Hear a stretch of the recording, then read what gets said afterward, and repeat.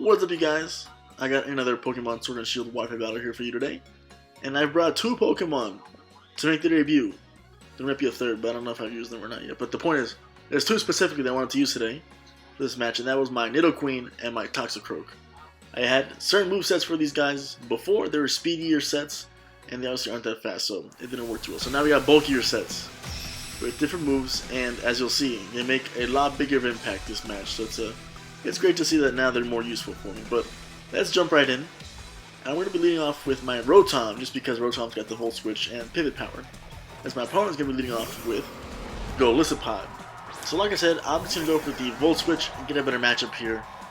My opponent actually has First Impression, and that First Impression is going to do a lot of damage, and actually it's going to be so much damage that my Rotom is going to be going down on the first turn of the match, on the first move of the match. So, horrible start there by us. On the switch, we're going to be sending out my Umbreon, just because it's my physical defensive wall. Actually, no. It's my special defensive wall for the match, but there's nothing else that I want to send in. So, Umbreon it is. And now my opponent is going to be swapping out into the Blaziken, interestingly enough. And this Blaziken is going to be taking Dark Pulse really well.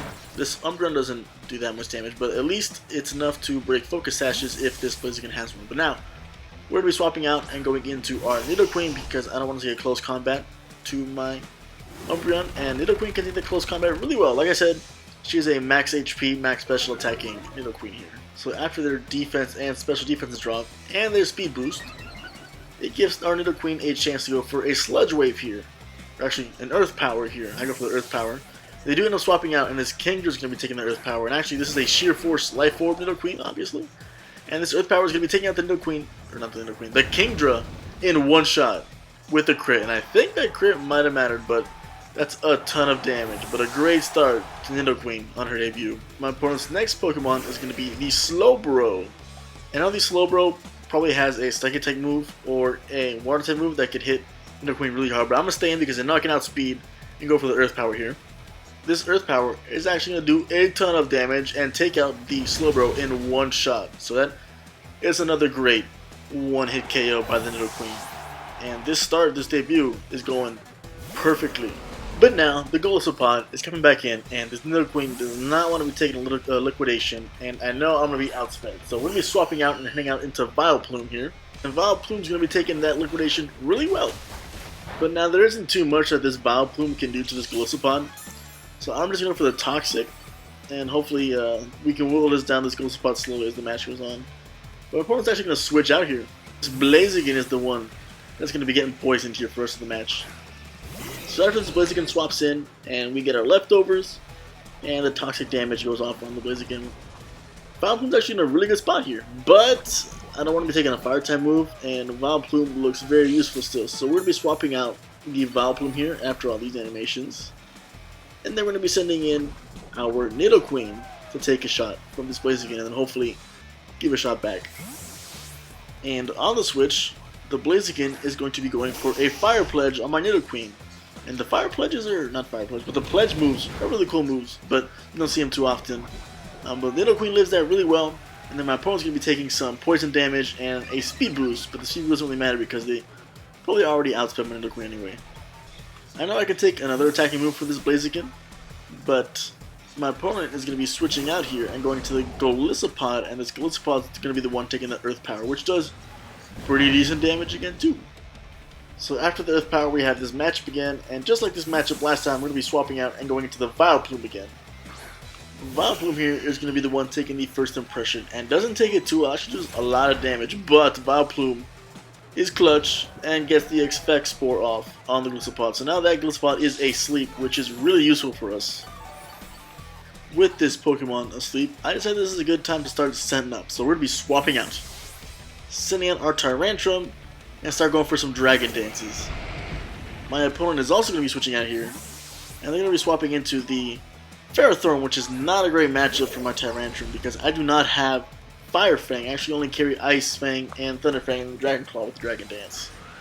But instead of swapping out, I actually decided to just stay in and go for that Dragon Dance and hopefully get enough damage to where I can revenge kill this Ferrothorn on another Pokemon.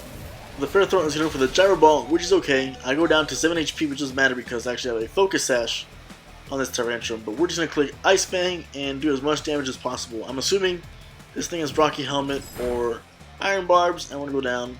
As you'll see, they do have the Iron Barbs, so we're going to take some recoil, and the Tyrantrum is going to be going down after that, which kind of sucks, but we got the free swap in here.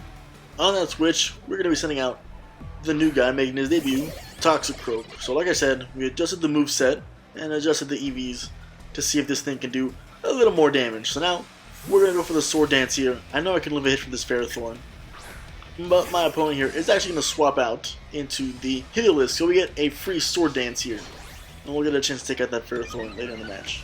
So now, I know this Heliolisk probably doesn't have too much that can hit me with, so we're just going to go for the Drain Punch and hopefully get some health back after they hit me. And they decided to hit me here with the Hyper Voice, so it can activate that Throw Spray and get the +2 in special attack. And Toxicroak takes that really well actually, it's less than half damage.